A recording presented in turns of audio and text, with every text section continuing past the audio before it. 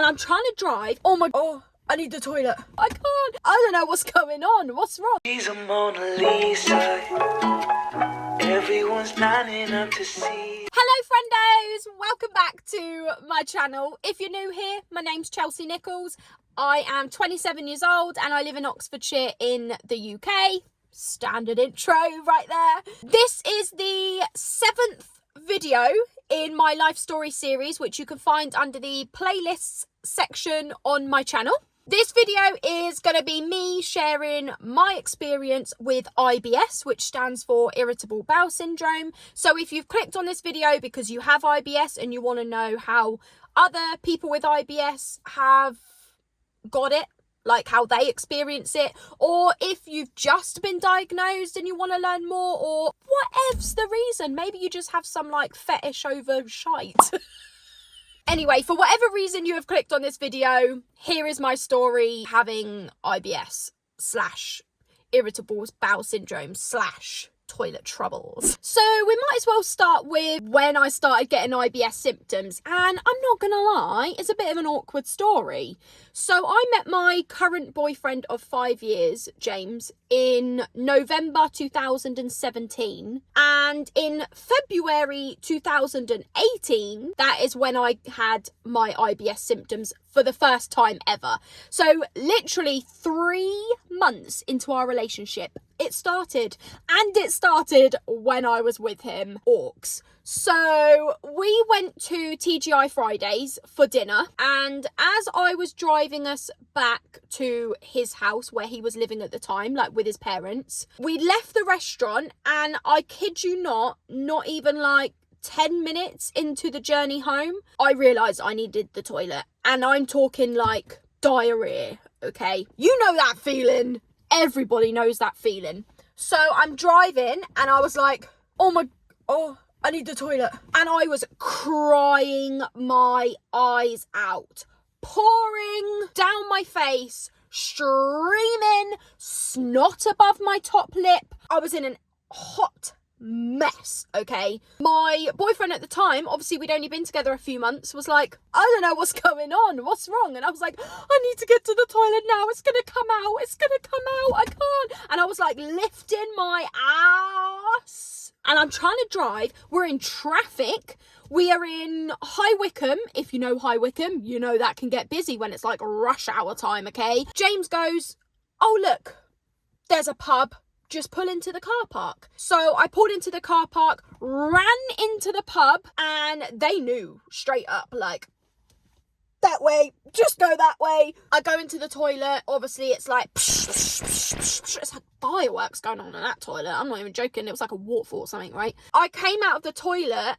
and I felt too embarrassed to explain to the person behind the bar and the other like 2 customers. There were only 2 customers, thank goodness. But I felt too embarrassed to be like, this is what just happened. I just did a dump in your toilet. I basically lied, like I told a porky pie, and said that I had just been for dinner at TGI's and it made me sick.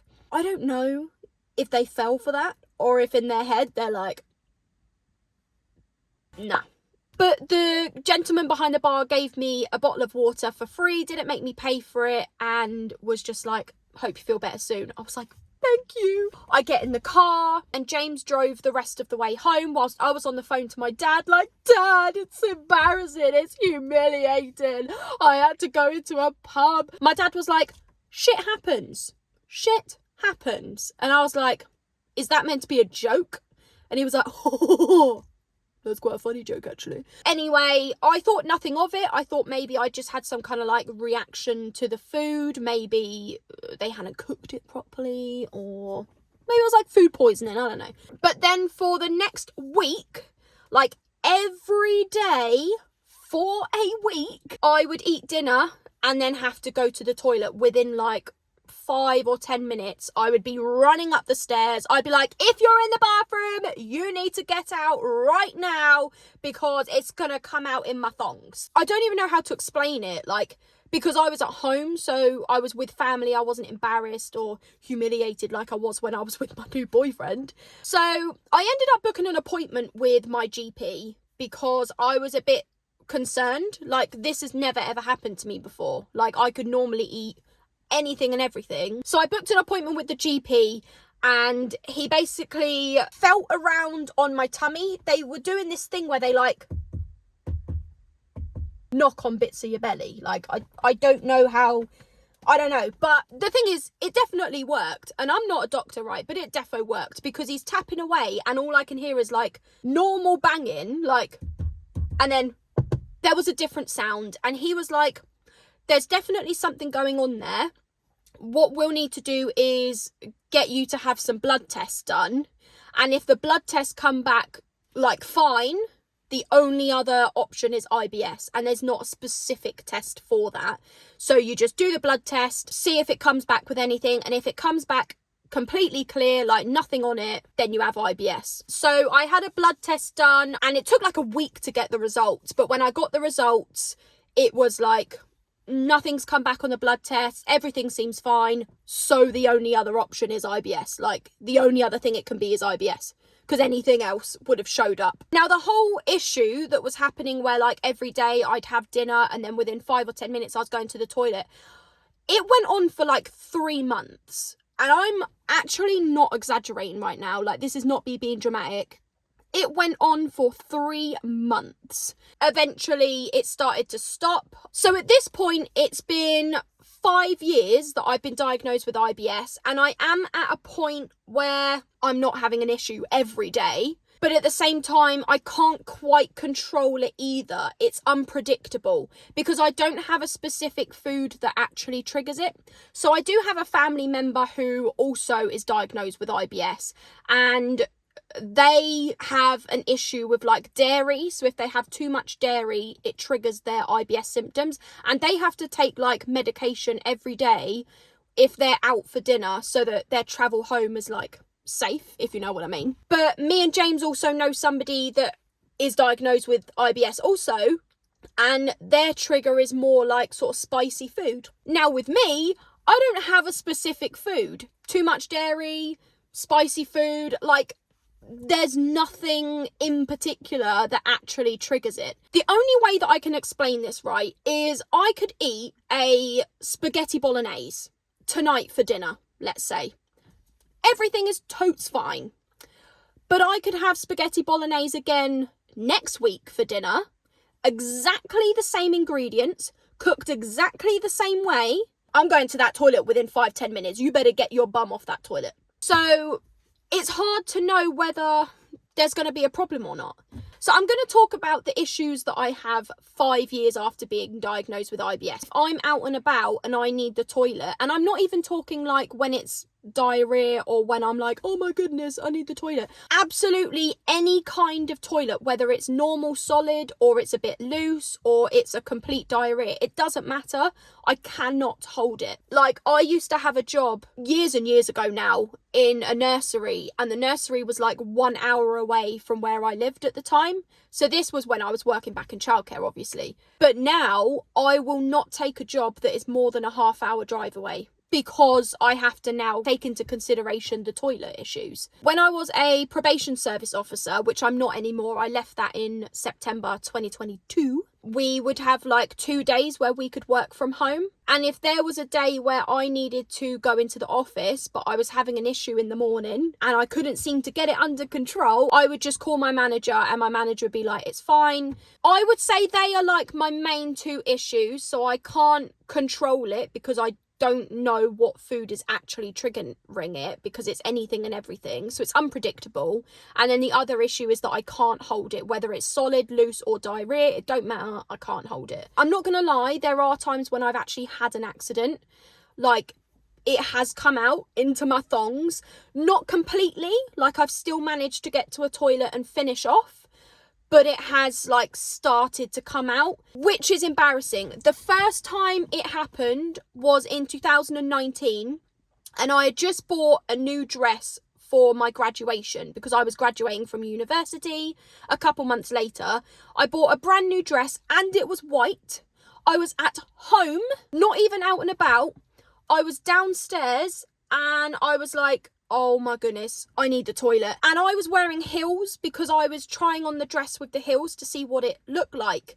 So I couldn't actually run up the stairs as fast as I would normally run up the stairs. I was trying, but I got like halfway up and it started to come out. I finished off on the toilet and then I went downstairs and I was absolutely crying my eyes out. I don't think I've ever felt that embarrassed in my life. It's weird as well because when you're an adult, you almost feel like I'm toilet trained, like I'm not a child anymore. I should be able to hold it, but you just can't hold it. I went downstairs with my white dress and I was like, Dad. Honestly, my dad was like, Chelsea, it's okay. I will wash it and we'll use some Vanish Oxy action or something. Like, we'll try and get the stain out. Obviously, I was a lot more like calmer when my dad was reassuring me that it was okay and that my dad, you know, understood that I couldn't control it. Since then, I have had a couple more accidents as well. Both of those times being when I was with James.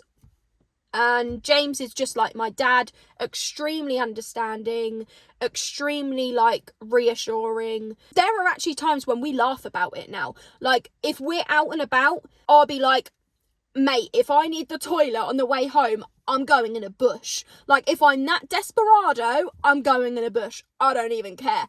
And James will just sit there cracking up laughing. But we look at each other and he's like, you're not joking, are you? I'm like, no, I'm not joking. But yeah, it has got to a point where we will just laugh about it now because we know that if I need to go, I need to go. And if I'm going to have to stop, I will stop.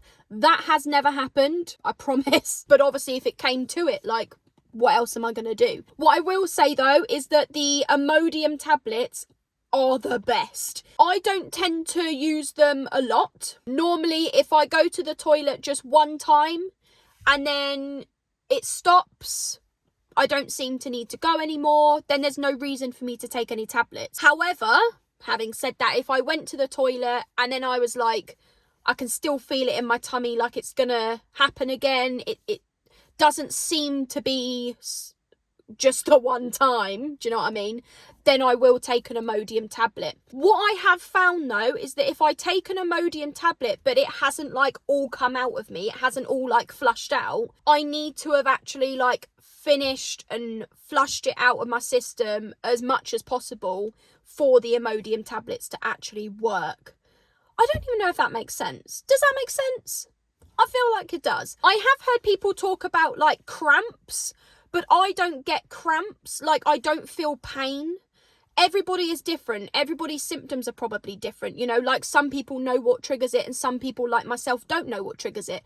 But I don't have cramps at all. I get like a feeling in my tummy, but I don't get pain. To summarise this video, I got diagnosed with IBS in February 2018, which is when I started getting my IBS symptoms. I can't keep a food diary. I can't monitor the food that I eat because I don't have a specific food that triggers it. It could literally be anything and everything. I have had a few accidents where I haven't quite made it to the toilet in time. I don't get pains, like pain cramps. Me and James do joke about it now. Like, we just make jokes and have a laugh. Like, if we're on our way back from a restaurant, he'll be like, just keep an eye out for bushes, yeah? Anyway, I think that is going to be the end of this video. I don't know if that was interesting at all to you because it was just my experience, but that is the end of the video. Thank you for watching and I will see you in the next one. Bye! Everyone's